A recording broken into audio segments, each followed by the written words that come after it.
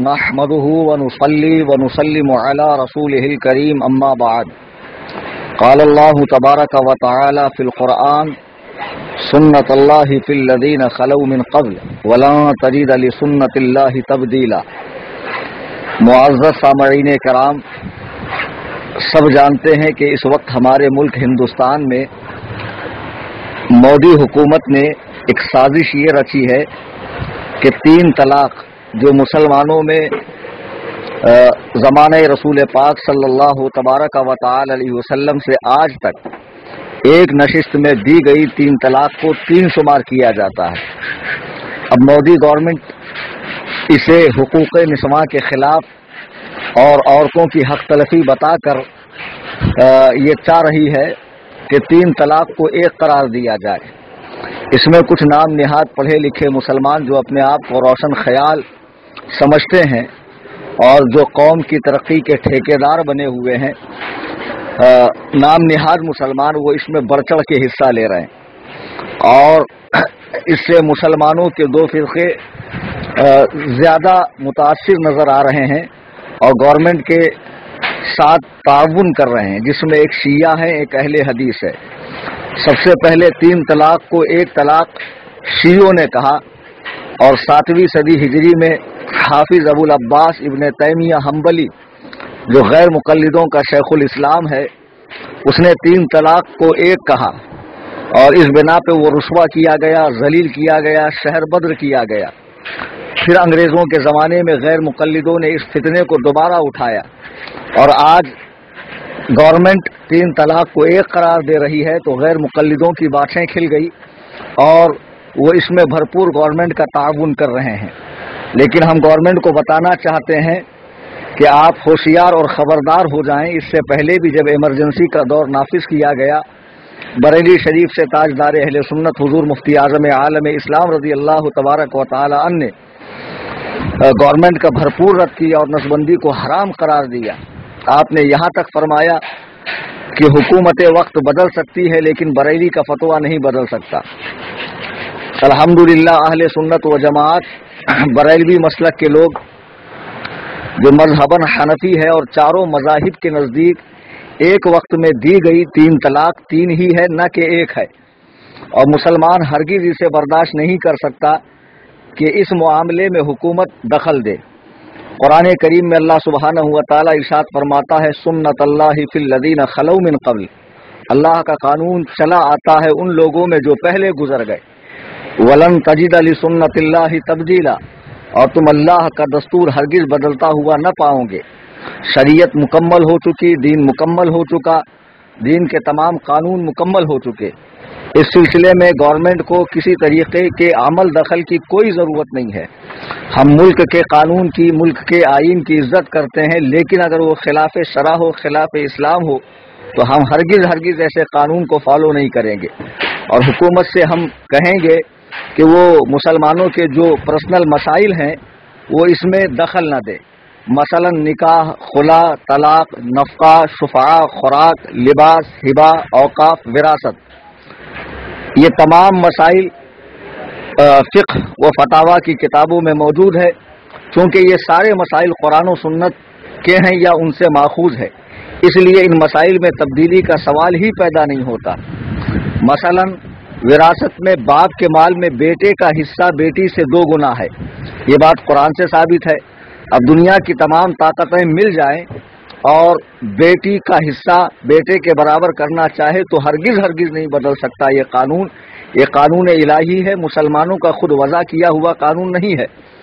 بہرحال اسی طریقے رسول پاک صلی اللہ علیہ وسلم کی زبان اقدس سے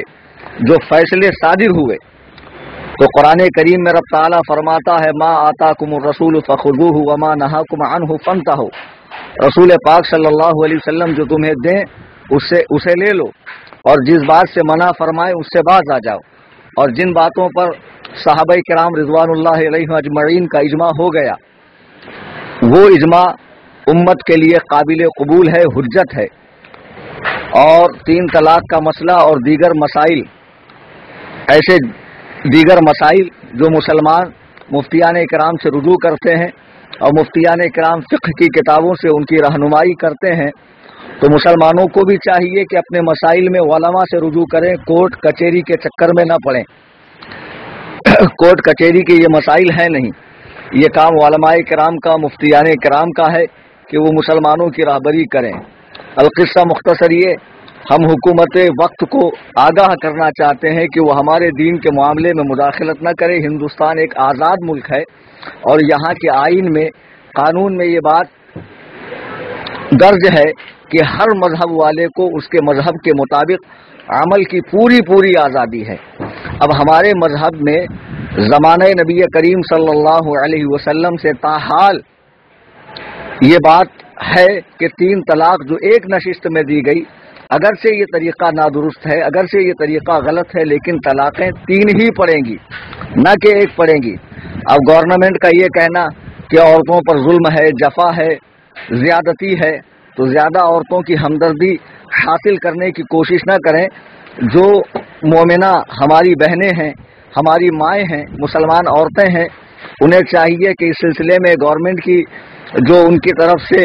دلجوئی کی جا رہی ہے، ہرگز ان کے جھانسے میں نہ آئے۔ یہ سب کفار و مشرکین کے طریقے ہیں۔ مسلمانوں کو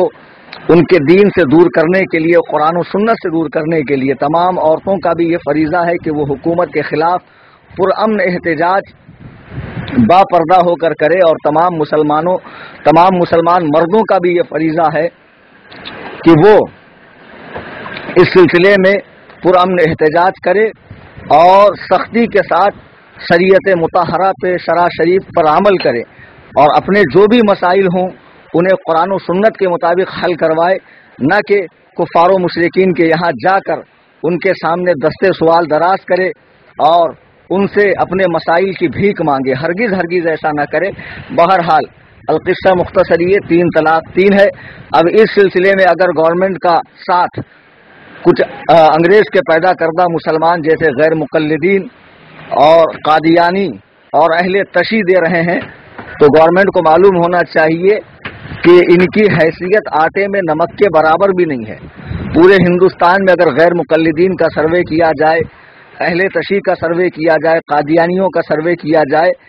تو یہ مسلمانوں کے مقابلے میں آٹے میں نمک کی حیثیت بھی نہیں رکھتے۔ پھر ان کا ساتھ ملنے پہ یہ سمجھ جانا کہ تمام مسلمان 3 طلاق کو 1 طلاق سمجھتے ہیں، یہ گورنمنٹ کی بے وقوفی ہے۔ پھر ہم بتا دینا چاہتے ہیں کہ ہم ملک کے قانون کی، آئین کی عزت کرتے ہیں، لیکن اس کا مطلب یہ نہیں ہے کہ گورنمنٹ ہمارے نجی مسائل میں، اسلامی مسائل میں، شرعی مسائل میں مداخلت کرے اور مسلمانوں کے قلوب و اذہان کو ٹھیس پہنچائے۔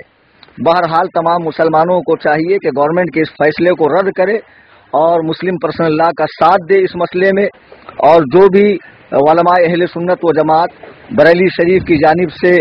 اعلانات یا پرچے وغیرہ یا فارم وغیرہ آ رہے ہیں اسے پر کریں